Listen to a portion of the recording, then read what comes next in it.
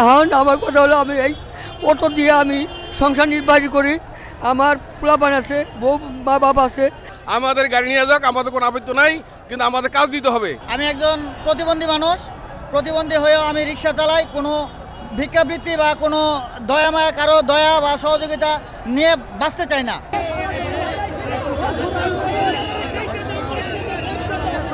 বাসা আগারগাঁও তালতলা। আমি আমার অটো আছে। এখন এই অটো গাড়ি যে আমাদের যে জ্ঞান সরকার যে নিষিদ্ধ করছে, এখন আমাদের এই অটো গাড়িগুলি যদি সরকার যদি আমাদের নিষিদ্ধ করে, আমরা যদি না চালাইতে পারি, তাহলে আমাদের এই গাড়িগুলি সরকার নিয়ে যাক। আমাদের এক একটা গাড়ি 1 লাখ টাকা, কোনো গাড়ি 1 লাখ টাকা আছে, কোনো গাড়ি 70,000 টাকা আছে, কোনো গাড়ি 80,000 টাকা আছে, হ্যাঁ 2 লাখ টাকা আছে। এগুলি সব আমরা ঋণ কইরা, আমরা সব গরিব মানুষ, এগুলি আমরা কিস্তিতে রয়েছি, ব্যাংকের থেকে সুদে লইছি, তারপরে ব্যাংকের থেকে লোন করে লইছি। এখন এই টাকা আমাদের পরিশোধ করে দেখ সরকার গাড়ি নিয়ে যাক। আর আমাদের যারা আমাদের শ্রমিক, তাদেরকে সরকার তাকে চলার জন্য তাদের মা আছে, বাচ্চা আছে, মা বাবা আছে, ভাই বেড়াদার আছে, এদের সংসার আছে, এদের চলার জন্য ব্যবস্থা করে দেখ সরকার। চাকরি দেখ, আর নইলে যে কোনো কাজ দেখ সরকার। আমাদের গাড়ি নিয়ে যাক, আমাদের কোনো আপত্তি নাই, কিন্তু আমাদের কাজ দিতে হবে। আর নইলে দেশে চুরি ডাকাতি হবে, আর নইলে সন্ত্রাসী হবে। হ্যাঁ, আর যারা গাড়ির মালিক আছে, অটো গাড়ির মালিক, তাকেও ব্যবস্থা করে দিতে হবে সরকারের, তাদেরও ব্যবস্থা করে দিতে হবে সরকার। নইলে এই অটো গাড়ির মালিকরা কি করবো, ঠিক না? এখন এক শ্রমিকরা কি করবো? এখন আগামীতে যদি সরকার যদি আমাদের এই দাবি না মানে, তাহলে আমরা আগামী রবিবার আবার আমরা কর্মসূচি নামবো, আরো বড় করে কর্মসূচি দেবো আগামী রবিবার ইনশাল্লাহ। আমরা কোনো দল করি না, আমরা কোনো আওয়ামী লীগ নাই, বিএনপি নাই, জামাত নাই, কোনো দল নেই। আমরা নির্দল, আমরা হইলাম পেটের দল। মানে আমরা কর্ম করে খাই, কাজ করে আমরা খাই।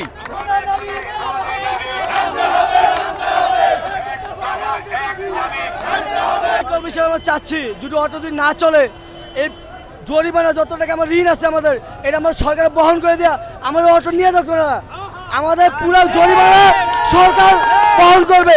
আমাদের অটো বানাইতে 70 থেকে 80,000 টাকা, আর জায়গায় বড় অটো 1.5 লক্ষ টাকা যায়।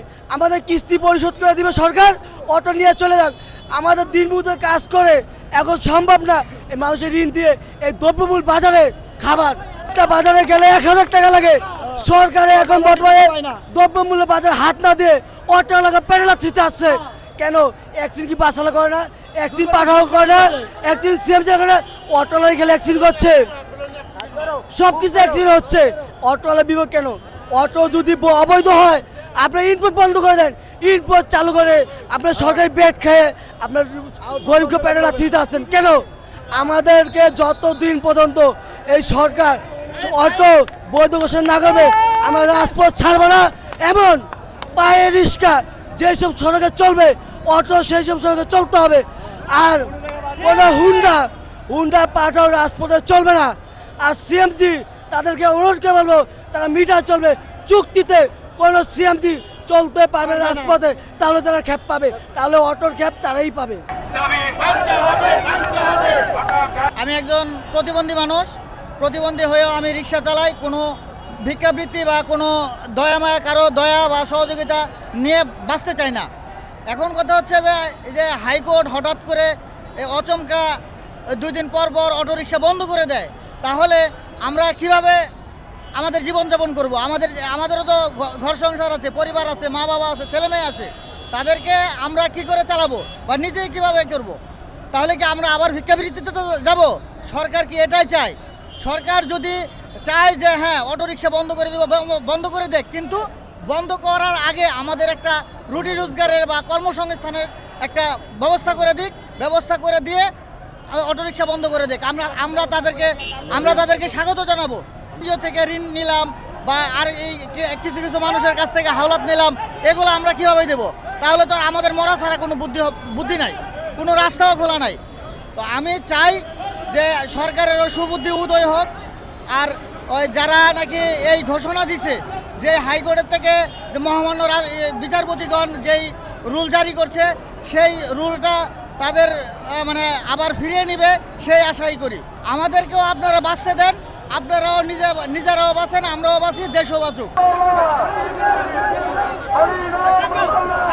আমি বৃদ্ধ মানুষ, আমি রিক্সা চালাতে পারি না, আমার সংসার চালানো খুব কষ্ট।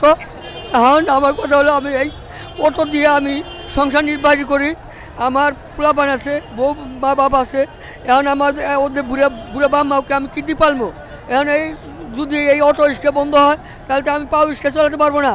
আপনার কাছে অনুরোধ, আমাদের পাও রিক্সা চালানোর জন্য, এই অটো রিক্সা চালানোর জন্য অনুমতি দেওয়ার জন্য অনুরোধ করছি। আমাদের কোনো রোজগার করার কোনো ক্ষমতা নাই, খেত কাম করার ক্ষমতা নাই। আমি এই অটো রিক্সা দিয়ে আমার সংসার চলাই। আমার যদি অটো বন্ধ হয়ে যায়, আমার জন্য কী ব্যবস্থা, আমার চাকরি দিবেন, নাই আমার কোনো অন্য কোনো ব্যবস্থা করবেন, এই দাবি আমার। পাল্লার বার যখন আসে রাত 12টা 1টা 1:30 2টার সময়, সে সময় আমরা অটোওয়ালারা তার গন্তব্যস্থানে পৌঁছে দিই। সিএনজি ওয়ালারা 500 টাকার ভাড়া চাই, আমরা 50 টাকা তার গন্তব্যস্থানে পৌঁছে দিই সৈচালামতে। তাহলে আমরা কি ভালো করি না খারাপ করি? হাইওয়ে রোডে আমরা উঠবো না, কোনো অবৈধ কাজ করব না। যদি বন্ধ করতে হয় তাহলে গোড়া থেকে করুক। আমাদের দিচ্ছে কেন বিদেশি ইনপুট বন্ধ করুক।